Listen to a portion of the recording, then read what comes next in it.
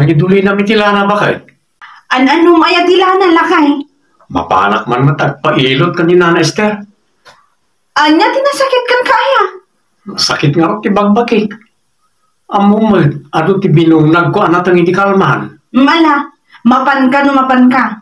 Siguradong lang nga itayo ni Nana Esther ti papanama. Anya kalakit din bakit? Sa din ako mga tinaduma pa papanak. Anya tamo kay. Ang mga no saan nga itayan ni Nana Esther ang angelo ti papanam. Si kakit di mat bakit? Kaano aya anagulbudak ka? Alawanan.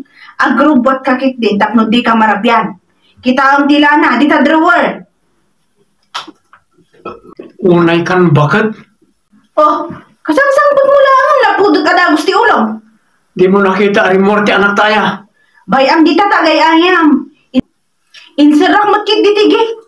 Apay mo ta pinalubusang nga gay ayam jirwar kat akar arbis. Agar arbis ayan. Ay, unayan bakit? Asikasun kumamatan yung bag ti anak ta. Ala, sore, basol ko. Kasi makita mo, busy ah. Uray ka sa pa ti kinabisim. At dalat ta kumamat oras mo para ti anak ta.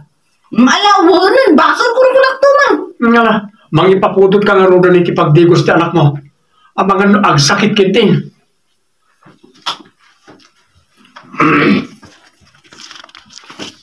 Da kayo matgayam ti lumabas, Mikay.